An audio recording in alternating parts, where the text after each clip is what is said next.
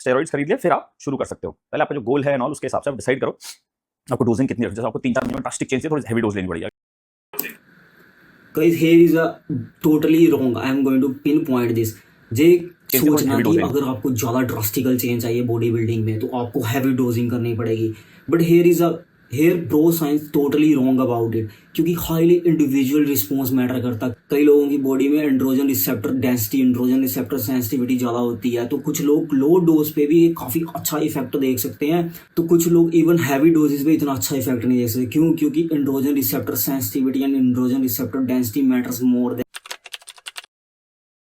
Hey guys, this is Abhinandan here from Plates Over Dates. So guys, today I am going to react a video by a Muscle Dog Fitness, जो कि I think एक YouTuber है जो बहुत सारे protocols हैं steroid के बारे में, मतलब स्टीरॉयड साइकिल्स के बारे में व्यूअर्स को बताते हैं।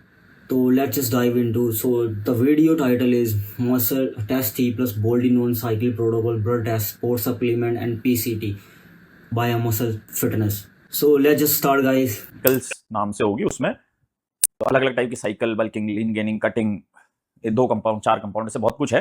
किसी ने बोला कि टेस्ट ई बोल्डी की साइकिल बनाओ, तो मैं कवर कर रहा हूँ आप उसकी साइकिल कैसे करोगे, क्या करोगे, है ना। बाकी डोजिंग एंड ऑल तो डिपेंड करेगा शरीर पर, फिर भी अराउंड मतलब लगभग। अच्छा, प्लेलिस्ट से आ रहा है, चैनल पर था, ज्ञान समझ ले, देखो, पसंद है, लाइक सब्सक्राइब करो। नहीं, सबसे मतलब विविडली नहीं, widely something used testosterone long ester है, तो इस वजह से टेस्टोस्टेरोन की जो प्रॉपर्टीज होती हैं सबसे क्लोजेस्ट यही होता है। सारे स्टेरॉइड्स टेस्टोस्टेरोन पे एस्टर लगा के चेंज किए जाते हैं, मॉडिफाई किए जाते हैं, सिंथेटिक वर्जन लैब में बनाया जाता है। टेस्ट ही क्लोजेस्ट टू टेस्टोस्टेरोन है, तो बेसिक फंक्शंस जो टेस्टोस्टेरोन की बॉडी में होते हैं उसके लिए अगर आप यूज करना चाहो तो टेस्टोस्टेरोन टेस्टियो चाहे प्रोपिनेट हो, चाहे सिपिनेट हो, चाहे एंडिगिनेट हो, सारे ही टेस्टोस्टेरोन ही हैं, नॉट कि जस्ट टेस्टोस्टेरोन एंड नॉन-थेट ज़्यादा क्लोजेस्ट है टू टेस्टोस्टेरोन। यूज कर सकते हो, साइकिल भी कर सकते हो, जैसे टीआरटी पे टेस्ट की ऐसी चला सकते हो, कोई इशू नहीं। बट कोई बिगिनर है, कोई बिगिनर इंटरमीडिएट एडवांस कोई भी हो जिसको टेस्ट ही बोल्डी की साइकिल चलानी है, वो क्या करेगा? सबसे पहले ब्लड टेस्ट कराओ, चेक कराओ कि आपका गाइस फॉर बिगिनर के लिए test enanthate and boldenone is a really risky cycle, you know what. अगर आप बिल्कुल ही बिगिनर हैं तो लेट्स जस्ट डाइव डीप। और भाई साहब का क्या कहना है? CBC, LFT, KFT, thyroid, lipid, vitamin D, B12, सारी चीजें जो भी पैकेज आता है एक वो। टोटल टेस्टोस्टेरोन कितना है बॉडी में? अगर आपके पास अंधा पैसा है तो एलएच, एफएसएच, एसएचबीजी सब कुछ कराओ जो होता है। अगर आप बोल्डिनोन यूज करना चाह रहे हो तो E2 एक बार चेक करा लेना। Okay, this is much good advice कि आप पहले ही अपने सारे टेस्ट करा लो, बट लेकिन this is just a foundational test. इन थोड़ा आगे मैं आपको चल के बताऊंगा कि जो स्टीरॉयड यूजर्स होते हैं वो उनके लिए बेस्ट अप्रोच ब्लड बायोमार्कर्स क्या हो सकते हैं टू डिटेक्ट अर्ली डैमेज। किसी भी साइकिल से E2 करा ही करो, क्योंकि E2 कम या ज्यादा हो गया तो फिर सेक्स ड्राइव में और लिबिडो इन सब में दिक्कत आती है ना। टेस्टोस्टेरोन एनएनथेट क्लोजेस्ट टेस्टोस्टेरोन है, हाफ लाइफ 8 से 9 दिन टाइप है कुछ। Here is a point guys, testosterone enanthate की हाफ लाइफ 8 से 9 डेज नहीं है, 4.5 डेज है साइंटिफिकली, तो not a very long ester, just a 4.5 days of half life of a testosterone enanthate. 8 दिन लगा लो। बोल्डेनॉन की लगभग 2 हफ्ते या हाफ लाइफ 12 से 14 दिन। तो जब भी आप टेस्टोस्टेरोन एनएनथेट और बोल्डेनॉन की लास्ट डोज लोगे तो उसके 14 दिन बाद 15th डे से पीसीटी शुरू करना, उससे पहले बॉडी में ऑलरेडी एक्सोजेनस टेस्टोस्टेरोन होगा, ठीक है। एक बार आपने ब्लड टेस्ट करा लिए। This is a wrong mistake guys. बहुत सारे pro science and fitness influencer सोचते हैं कि अगर हमने टेस्टोस्टेरोन एनएनथेट लिया तो उसकी हाफ लाइफ के बाद हम क्या सीधा डायरेक्ट पीसीटी पे जंप कर सकते हैं। तो यूनिवर्सल रूल दिया जाता है हर एक बंदे को कि 14 दिन के बाद पीसीटी मारो, तो गाइस कोई यूनिवर्सल रूल नहीं होता, क्योंकि 14 दिन के बाद क्लियरेंस, हाफ लाइफ की क्लियरेंस तो हो जाती है, पर लेकिन टिश्यू डिस्ट्रीब्यूशन में फिर भी टेस्टोस्टेरोन वो कंपाउंड रहता है जो कि आपका एचपीटी एक्सिस स्टिल सप्रेस कर सकता है। और क्या नाम है वो, अगर आप ड्यूरिंग सीधा जंप करो 14 डेज का रूल बना के यूनिवर्सल की हम अब पीसीटी कर लेते हैं, तो उसमें क्या होगा कि आप जो जब एचसीजी जैसे कंपाउंड्स लेंगे, नोलवर्ड एक्स पीसीटी में कंपाउंड लेंगे, तो वो उनको ओवरराइड करेगा, स्टिल एचपीटी सप्रेस रहेगा, तो देन आप सिर्फ अपने सिस्टम में बर्डन बढ़ा रहे हो फालतू का। रिपोर्ट्स नॉर्मल आ गई, डिसाइड करते हो कि हाँ मुझे यूज करना है, तो उस केस में प्रोसीड कर सकते हो। उसके लिए आपको क्या क्या जरूरत होगी टेस्ट बोल्डी साइकिल के लिए? टेस्टोस्टेरोन एनएनथेट चाहिए होगा, बोल्डेनॉन चाहिए होगा, अच्छी ब्रांड का लेना, किसी मसल डॉग, इनहैंस या वन पे रिकमेंड करता हूं मैं तो। Here is promoting his own brand. Okay, बाकी आपकी इच्छा है। प्रिकॉशन मेडिकेशन में multivitamin, omega, calcium D3, CoQ10, NAC, यूडिलिव, ये सब ले लेना। E2 ओके गाइस, तो multivitamin, omega, his calcium. Advice कि अगर आप लोग टेस्ट और बोल्डी का साइकिल मार रहे हो तो multivitamin, omega fish oil, calcium, vitamin C, cute and blah blah सब सप्लीमेंट्स ले लो, तो liver support formula etcetera etcetera. तो इन सब से क्या होगा, जब आप super physiological doses of testosterone जहाँ बोल्डी की मारोगे तो ऑक्सीडेटिव स्ट्रेस एंड इन्फ्लामेशन इतनी इंक्रीज होगी कि you are going to have several side effects. And the one more thing guys कि individual response is highly responsive. शायद मैं बताता हूँ क्यों। ये सारे प्रिकॉशंस आपने खरीद लिए, स्टेरॉइड्स खरीद लिए, फिर आप शुरू कर सकते हो। पहले आपका जो गोल है और उसके हिसाब से आप डिसाइड करो आपको डोजिंग कितनी रखनी है। जैसे आपको 3-4 महीने में ड्रास्टिक चेंज है, थोड़ी हेवी डोज लेनी पड़ेगी। Guys, here is a totally wrong. I am going to pinpoint this. जे सोचना कि अगर आपको ज़्यादा ड्रास्टिकल चेंज चाहिए बॉडी बिल्डिंग में तो आपको हैवी डोजिंग करनी पड़ेगी, but here bro science totally wrong about it, क्योंकि हाईली इंडिविजुअल रिस्पॉन्स मैटर करता है। कई लोगों की बॉडी में androgen receptor density, androgen receptor sensitivity ज़्यादा होती है, तो कुछ लोग लो डोज पे भी काफ़ी अच्छा इफेक्ट देख सकते हैं, तो कुछ लोग इवन हैवी डोजेस पे इतना अच्छा इफेक्ट नहीं देख सकते। क्यों? क्योंकि androgen receptor sensitivity and androgen receptor density matters more than you know what just blasting a heavy doses of supraphysiological compounds. तो he is a totally wrong about कि अगर आपको ज़्यादा रिजल्ट चाहिए तो ज़्यादा के ज़्यादा स्टीरॉइड्स मारो, तो ज़्यादा स्टीरॉइड्स एक्चुअली रिजल्ट्स तो पता नहीं पर लेकिन साइड इफेक्ट्स जरूर इंक्रीज करेंगे आपके।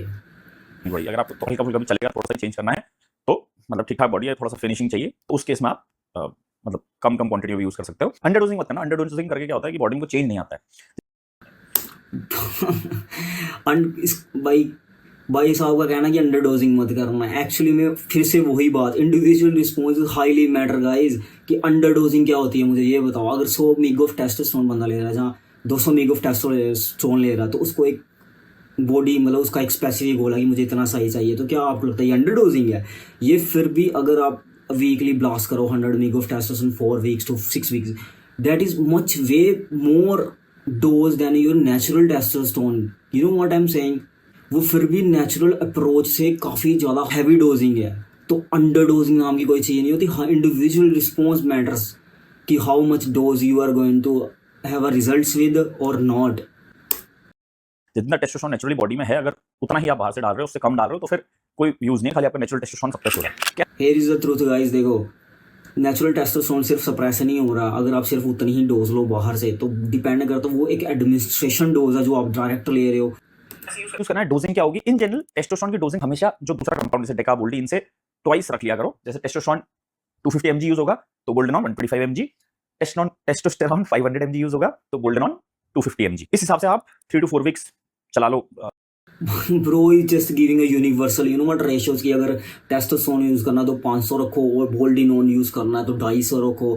तो वेरी फिक्सेटिव, मतलब he is too certain with his dosing advices. तो एक्चुअली दिस इज, देखो मेरी बात सुनो, कुछ लोग टेस्टोस्टेरोन एंड एनथेट 200 भी टॉलरेट नहीं कर पाते, और बोल्डिनोन तो वैसे भी very dangerous you can say dead compound है कि जो हेमाटोक्रिट है, red blood cell production increase कर सकता है, ब्लड बिकम स्लगिश। तो यूनिवर्सल लॉ नहीं होता कि अगर आप टेस्टोस्टेरोन 500 मारो, बोल्डिनोन 250 मारो, तो ये एक यूनिवर्सल फिक्स है लगी जस्ट बस यूज दिस एंड आपको बड़े अच्छे रिजल्ट मिलेंगे। तो individual response highly matters. 2 ml 1 ml या जितना भी आप, एंड इंडिविजुअल रिस्पॉन्स से ही मैटर करता है आपको कितनी डोज लेनी है और कितनी डोज नहीं लेनी। वो आपकी बॉडी आपको बताएगी कि how much dose you are going to tolerate and how much you are going to just going to have a side effects guys.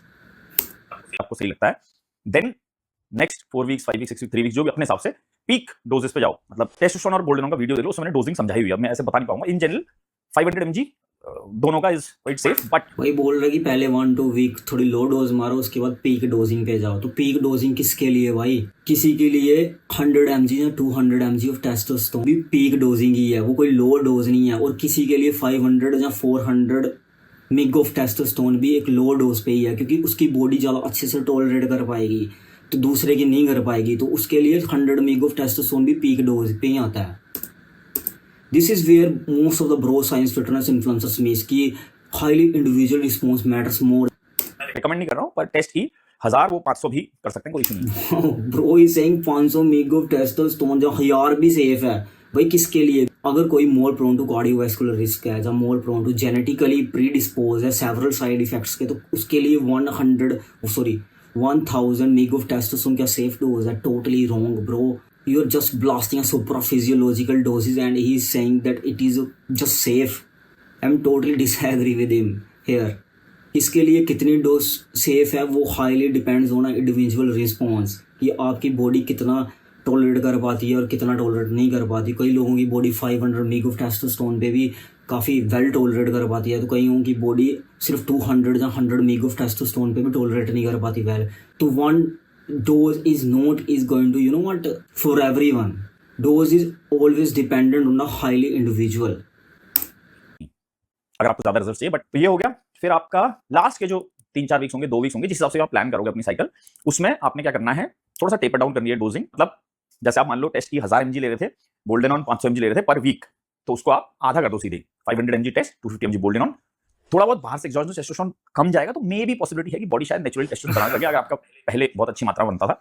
नहीं भी हुआ तो कोई दिक्कत नहीं है, बट इससे okay guys, he is advising you कि जैसे कि आप लास्ट वीक तक आप मतलब लास्ट इन बिटवीन लगाओ 1 to 2 वीक, लास्ट जब आप डोजिंग लोगे तो आप क्या करना, अपने टेपर डाउन डोज करना। जैसे 500 mg ऑफ टेस्ट ले रहे थे, 250 बोल्डिनोन ले रहे थे, उसकी हाफ कट डाउन करके डोज लेना।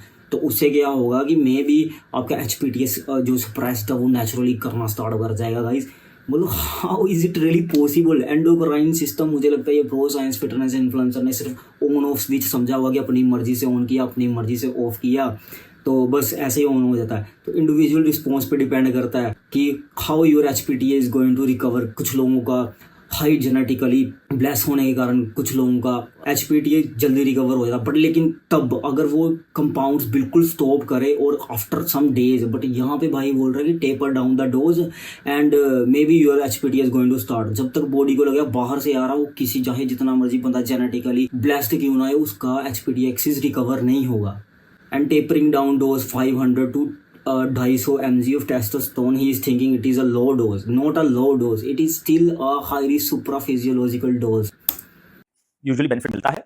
बाकी जब आपकी साइकिल खत्म होगी उसके 15th डे से आपको PCT कर Even अगर some people are going to question me कि ऐसे नहीं होता या वैसे नहीं होता, तो guys just bring me the evidence कि कहाँ पे लिखा है कि किस, अगर आप इन साइकिल्स पे हो तो टेपर डाउन करने के बाद अपना ब्लड टेस्ट भी करवाओ।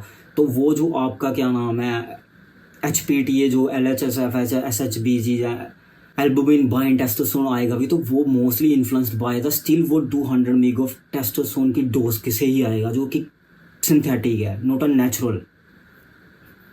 करनी है। PCT भी प्रॉपर PCT करनी पड़ेगी। HCG, clomiphene, tamoxifen, ashwagandha, shilajit, test booster, turkesterone, berberine, जो भी आप यूज करना चाहो, जो आप कर सकते हो सब यूज कर लो।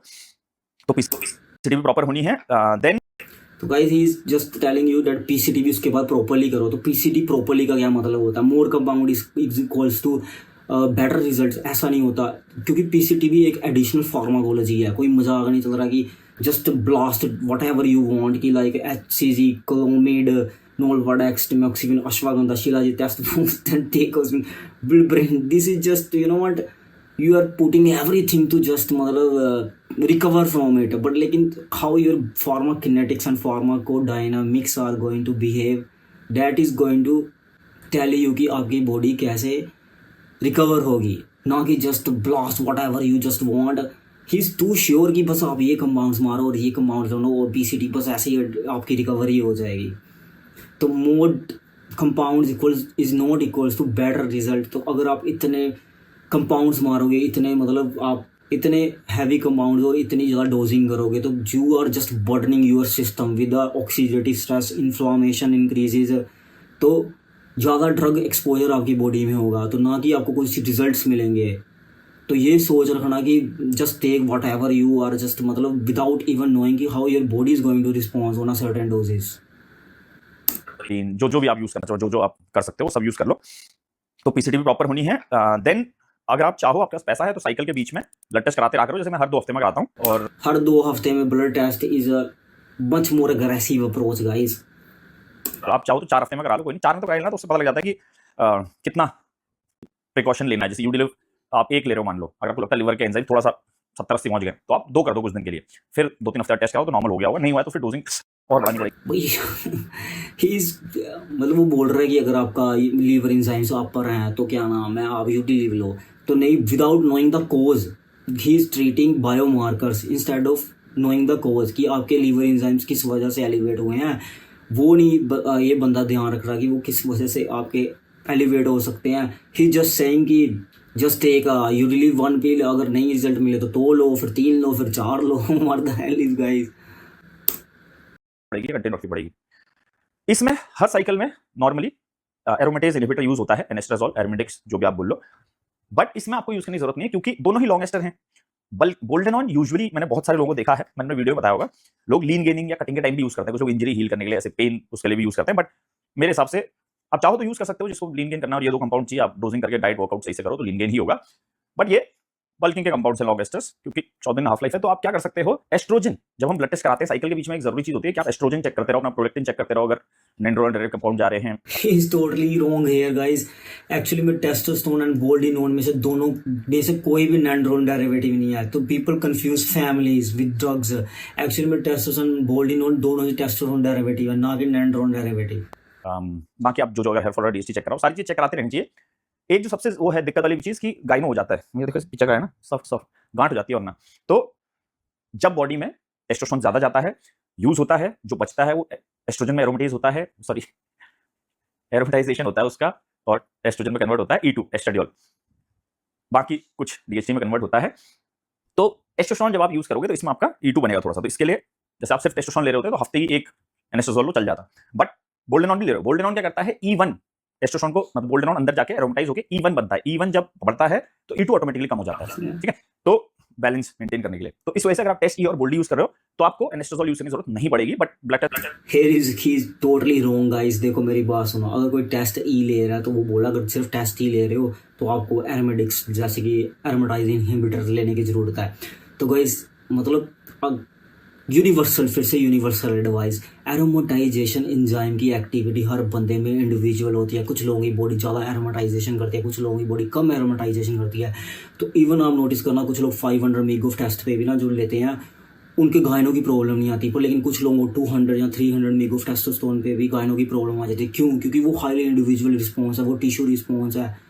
एरोमेटाइज एंजाइम एक्टिविटी मैटर्स, तो कुछ लोगों में ज़्यादा होती है, कुछ लोगों में कम होती है। अगर हम इस बंदे की एडवाइस के साथ चलें तो वो बोला अगर आप 400-500 दिस बोथ कंपाउंड चला रहे हो तो just blast the aromatics. You are just burdening your system guys। I'm just again telling you, you are just putting every fucking single compound to just make sure कि आपकी body को कोई side effect नहीं होगा, without even knowing कि आपकी body उस पर कैसा रिएक्ट कर रही है। Simple as that. And one more thing is saying कि boldenone converts to E1 and वो ब्लो करता है E2 को, है ना। तो लेकिन बोल्डिनोन का सिस्टम थोड़ा कॉम्प्लेक्स है, एस्ट्रोजेनिक एक्टिविटी उसकी बहुत कॉम्प्लेक्स है। जस्ट नोटा कि E1 एंड E1 सिर्फ आपको होल स्टोरी नहीं बता सकता, तो it is much more complex oestrogenic activity. और बोल्डिनोन भी कन्वर्ट करता है एरोमेटाइजेशन में। कुछ लोग सोचते हैं 20%, 50% less than testosterone, that is totally wrong. Boldenone still aromatise करता है, वो depends on a individual response. Your enzyme activity matters. Test कराते रहना, अगर आपको दिखे E2 बढ़ रहा है तो आप ले सकते हो। बाकी पीसीटी हो गई, सब हो गई, बट ब्लड टेस्ट कराते रहना, अगर आपको दिखे E2 बढ़ रहा है तो आप ले सकते हो। बाकी पीसीटी हो गई, सब हो गया, बस इतना ही है। बाकी खाओ पियो ऐश करो, बॉडी बनाओ, stay healthy, stay fit. Okay guys, I have seen and last में वो बंदा बोल रहा है स्टे फिट, स्टे एडवाइस। अब मेरी बात सुनो, जैसे कि for example after the steroid cycle लोग क्या करते हैं कि FT, LFT, लिपिड, ये सारा बला सारा टेस्ट करा के देखते हैं, तो सोचते हैं कि हमारी बॉडी बहुत एक बेटर स्टेज में है। बट लेकिन ये फाउंडेशनल टेस्ट होते हैं LFT के, FT, lipid and blah every foundational. ये अंदर इंटीरियर क्या कितना प्लैक बिल्डअप होने के चांसेस है, तो कितना प्लैक बिल्डअप इन फ्यूचर हो सकता है, तो वो कौन बताएगा। तो उससे अच्छा अगर आप कार्डियोवैस्कुलर, जैसे कि बंदे ने सिर्फ बोला कि लिपिड चेक करवा लो बस, that's is going to whole story. पर जब आप एक्सोजनस हार्मोन या सुप्राफिजियोलॉजिकल डोसेस पे होते हो तो आपका ApoB राइज हो सकता है। तो लिपिड में आपका LDL ओके दिख सकता है, पर लेकिन ApoB का टेस्ट अलग होता है। तो वो एक मच मोर पर बेटर बायोमार्कर है टू प्रेडिक्ट कि how much cardiovascular risk you are going to have in future. And KFT जो है किडनी फंक्शन टेस्ट अलोन, जो वो क्रेटिनिन है, तो कुछ लोग सोचते हैं मेरा क्रेटिनिन ठीक है, मेरा क्रेटिनिन एलिवेटेड है, जहाँ कुछ लोग सोचते हैं मेरा क्रेटिनिन लो है। बट लेकिन मस्कुलर इंडिविजुअल्स में उससे बेहतर टेस्ट है सिस्टीन C।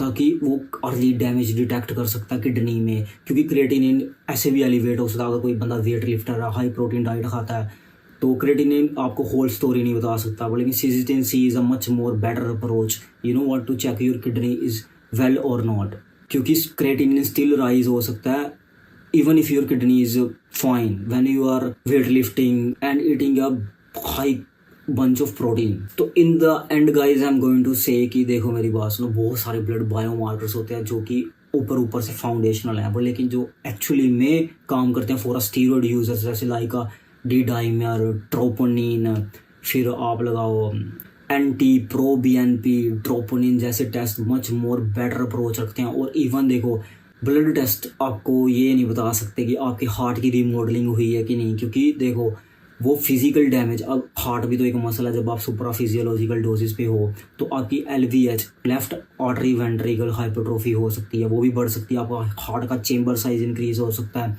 तो जिससे कि हार्ट को पंप एंड ब्लड सर्कुलेशन में बहुत सारी दिक्कत आ सकती हैं। तो उसके लिए इमेजिनिंग करा सकते हो आप CAC, coronary artery calcium score, तो वो is a much more predictor कि एक्चुअली प्लेयर कितना है आपकी आर्टरीज में।